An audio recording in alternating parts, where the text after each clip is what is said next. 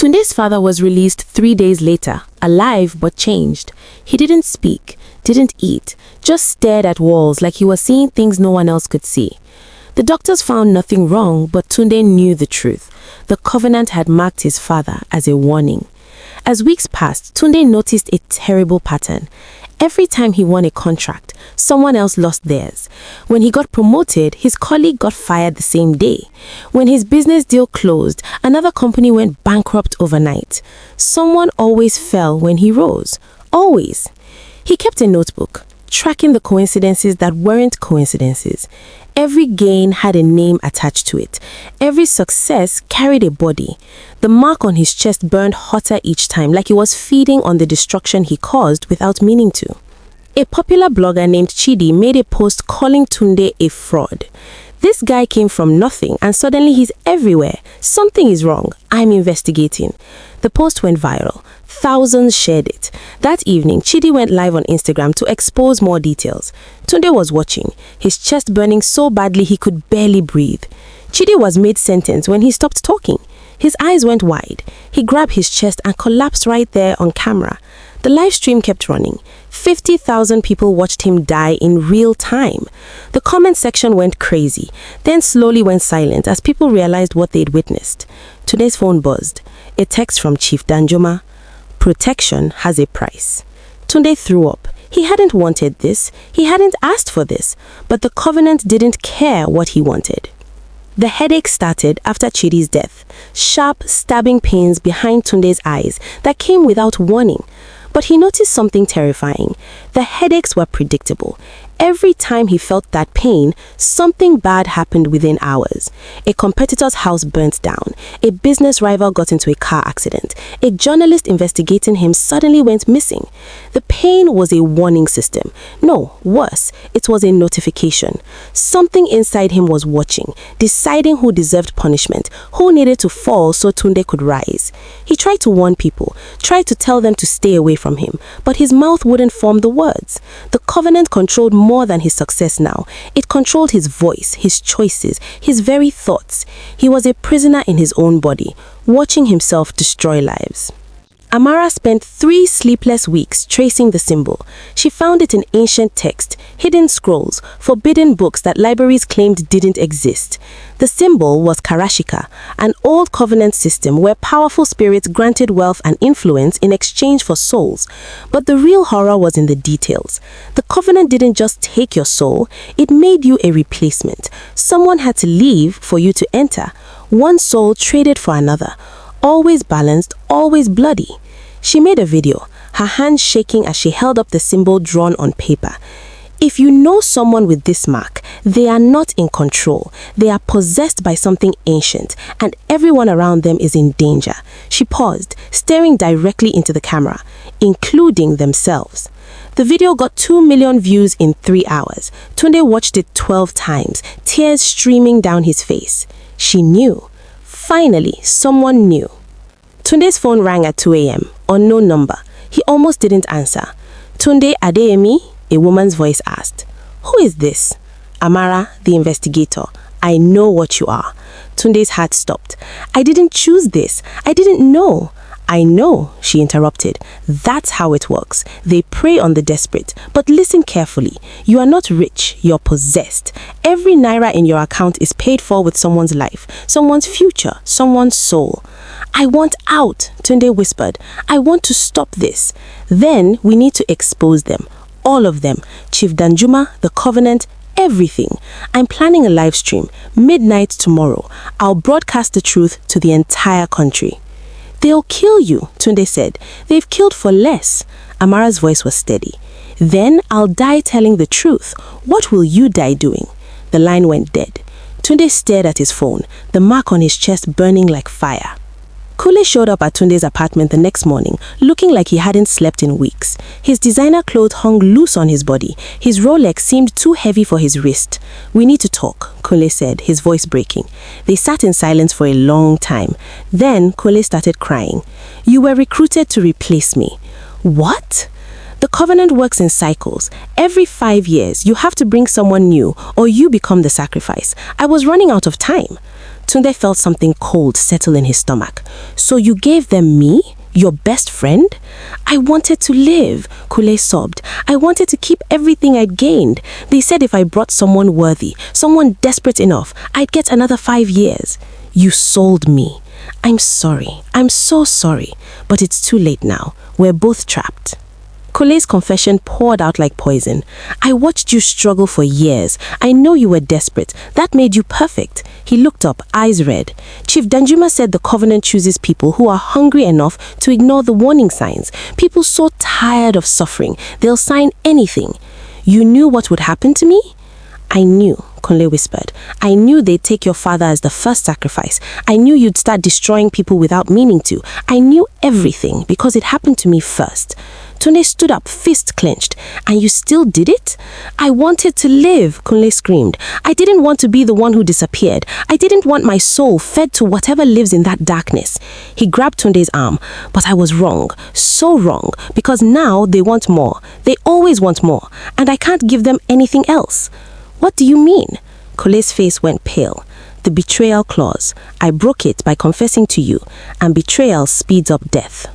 Kule's shadow moved before he did. Tunde saw it happen in slow motion.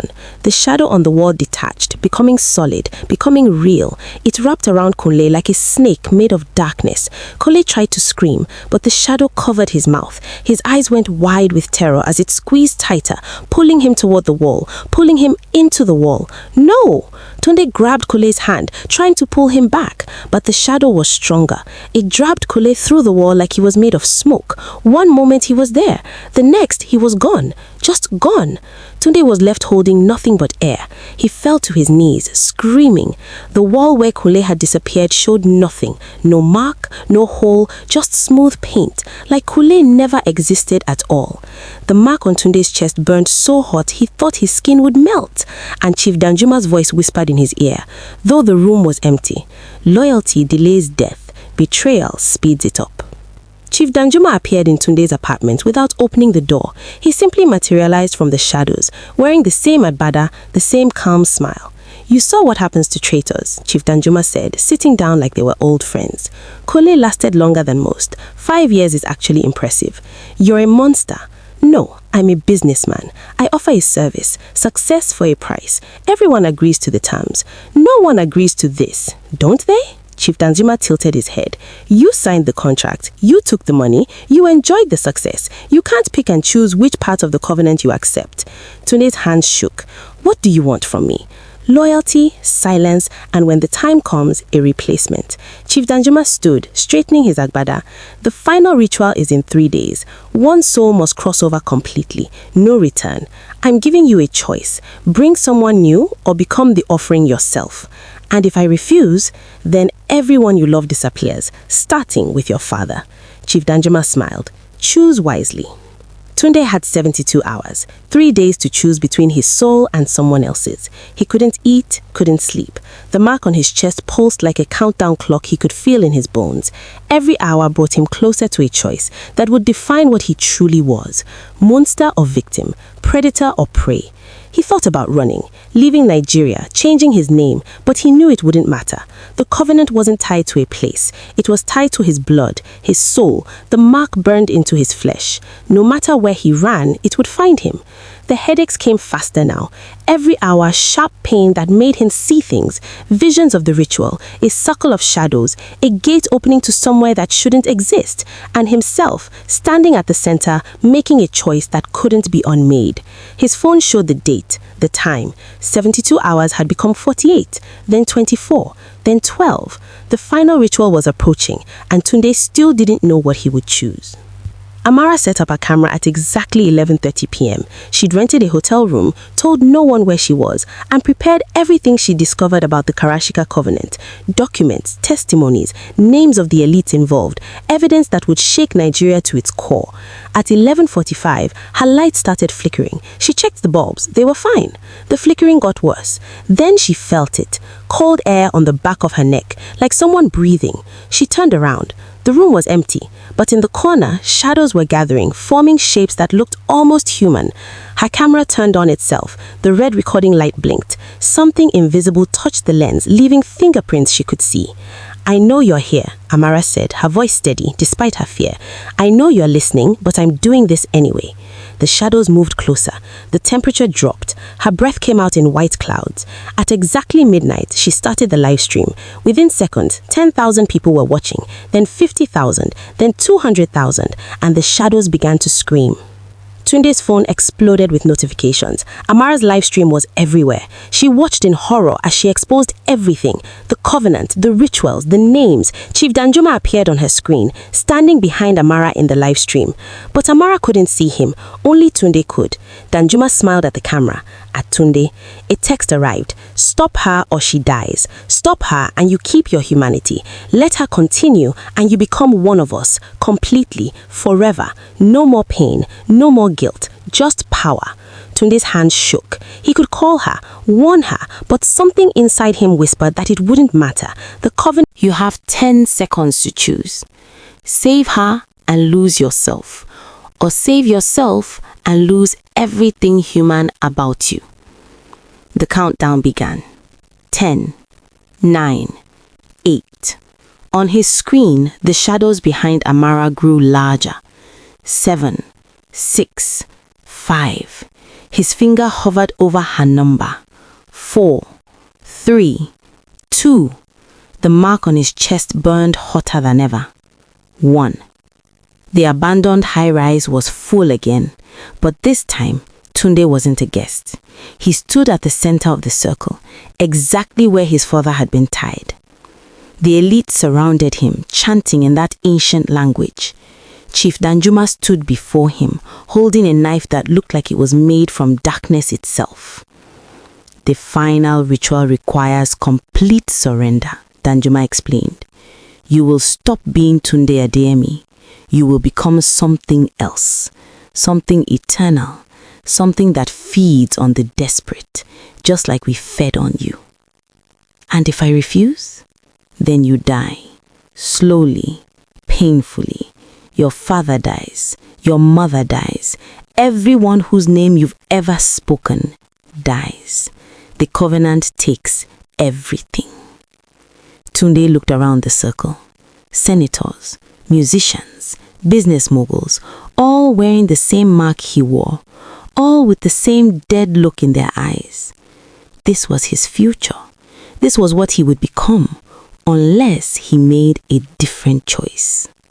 "I have another option," Tunde said quietly. Danjuma's smile faded. "There are no other options." "There's always another option." Tunde pulled out his phone. "I choose the truth." Tunde pressed send. The video he'd recorded, his full confession, everything he'd witnessed, went live on every platform. Instagram, Twitter, YouTube, TikTok. Millions of people would see it within minutes. The circle erupted in chaos. The elite screamed, the shadows went wild, and Chief Danjuma's face twisted into something that wasn't human anymore. "You fool," Danjuma hissed. "You've killed us all." The air split open. A gate formed in the center of the circle, showing darkness that hurt to look at. Not empty darkness, living darkness, hungry darkness. Something moved in that darkness, something massive, the true source of the covenant. Chief Danjuma fell to his knees for the first time ever. The other elite did the same. They weren't kneeling in worship, they were kneeling in terror. "It's coming," someone whispered. "The original contract is broken. It's coming to collect everything." The gate widened. The air itself began to scream. And from the darkness, something reached out. Something that had been waiting for centuries to finally cross over. Tunde had exposed the covenant, but in doing so, he'd opened a door that was never meant to be opened. Across Nigeria, Amara's live stream hit 5 million viewers. She was still broadcasting, still exposing names, still showing evidence. And then Tunde's confession video went viral. The truth was finally out. People were watching. The world was watching. In the high rise, the gate pulsed with terrible light. Chief Danjuma looked at Tunde with something that might have been respect or might have been hatred. "You fool," Danjuma hissed. "You've killed us all." "What happens now?" Tunde asked. "Now," Danjuma laughed, the sound echoing with madness. "Now we all pay the price. The covenant is broken, the gate is open, and what comes through will consume everything. The rich, the poor, the guilty, the innocent, everything." The darkness in the gate began to take shape. Tunde felt the mark on his chest burning away, dissolving. His power was fading, his wealth was disappearing, but his soul was his own again. On his phone, Amara's live stream continued. 10 million viewers now, the truth spreading like wildfire. The shadows reached out from the gate. Tunde stepped forward. The screen cut to black, but the live stream kept running, and in the comments, millions of people were finally asking the right questions, finally seeing the truth, finally waking up.